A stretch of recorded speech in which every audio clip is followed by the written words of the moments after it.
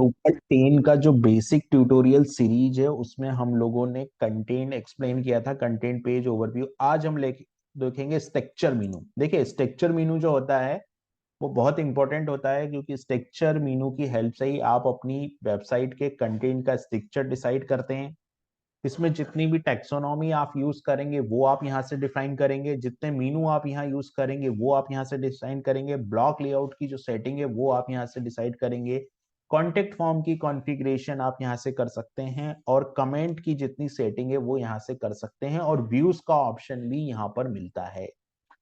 तो यहाँ पर मैं अपनी एप्लीकेशन को लॉग इन करूंगा। तो यहाँ पर मैंने लॉग इन विथ एडमिन किया। लॉग इन विथ एडमिन के बाद में मैं गया यहाँ पर स्ट्रक्चर में। ठीक है, स्ट्रक्चर में गया तो स्ट्रक्चर में मुझे मिला पहला ऑप्शन ब्लॉक लेआउट। अभी मैं ब्लॉक लेआउट को ओपन करूंगा तो ब्लॉक लेआउट में आप यहाँ पर देखेंगे कि जितने भी ब्लॉक के रीजन बने हैं वो यहाँ पर आ जाएंगे। अगर मुझे किसी भी ब्लॉक को किसी रीजन पे रेंडर करना है तो वो मैं यहाँ से कर सकता हूँ। जैसे मेरे पास हेडर एक रीजन है, प्राइमरी मीनू एक रीजन है ना, सेकेंडरी मीनू एक रीजन है, हीरो एक रीजन है, हाईलाइटेड एक रीजन है, ब्रेडक्रम एक रीजन है, सोशल बार एक रीजन है, कंटेंट वो एक रीजन है। और अगर मैं इसको देखूं तो ये कुछ इस तरीके से रीजन दिखेंगे। अगर मैं हाईलाइटेड सेक्शन पे कोई ब्लॉक प्रिंट करूंगा तो वो मेरे पेज पे यहाँ पर दिखाई देगा। अगर मैं प्राइमरी मीनू पे करूंगा तो इधर दिखाई देगा, सेकेंडरी मीनू पे करूंगा तो इधर दिखाई देगा, प्राइमरी मीनू पे करूंगा तो इधर दिखाई देगा, कंटेंट एरिया पे करूंगा तो कंटेंट एरिया इधर दिखाई देगा, एवो कंटेंट एरिया पे करूंगा तो इधर दिखाई देगा, ब्रेड क्रम पे करूंगा तो इधर दिखाई देगा, हाईलाइटेड पे करूंगा तो इधर दिखाई देगा, साइड बार पे करूंगा तो इधर दिखाई देगा। फूटर के पास भी मेरे पास फूटर टॉप और फूटर बॉटम, फूटर पे भी मेरे पास दो सेक्शन है, सोशल बार का ऑप्शन भी मेरे को यहाँ पर साइड में दिख रहा है। तो ये सेटिंग हम लोग कर सकते हैं ब्लॉक लेआउट की हेल्प से। ब्लॉक लेआउट से हम लोग यहाँ पर इनको रेंडर कर सकते हैं ब्लॉक को। अब आता है कमेंट टाइप। तो यहाँ पर हम लोग कमेंट टाइप में डिफॉल्ट कमेंट टाइप एक बना हुआ है, आप यहाँ पर कमेंट टाइप क्रिएट कर सकते हैं। इसमें मैनेज फील्ड का ऑप्शन भी है, आप मैनेज डिस्प्ले सेट कर सकते हैं, कमेंट कैसे दिखाई देगा, मैनेज डिस्प्ले की सेटिंग भी कर सकते हैं। और यहाँ पर आप अलग अलग प्रकार के कमेंट भी, अलग अलग प्रकार के कमेंट टाइप भी ऐड कर सकते हैं। तो ये एक बहुत अच्छा ऑप्शन हमको ड्रूपल ने दिया है जो कि कमेंट टाइप का आ जाता है। उसके बाद में ऑप्शन नंबर 3 पे आता है कॉन्टेक्ट फॉर्म। तो कॉन्टेक्ट फॉर्म की जो सेटिंग है यहाँ पर देखो, एक कॉन्टेक्ट फॉर्म बना हुआ है जिसको हम लोग बोलते हैं वेबसाइट फीडबैक फॉर्म। उसकी सेटिंग यहाँ से हम लोग कर सकते हैं, और अगर हम नया कॉन्टेक्ट फॉर्म ऐड करना चाहे तो हम यहाँ से नया कॉन्टेक्ट फॉर्म भी ऐड कर सकते हैं।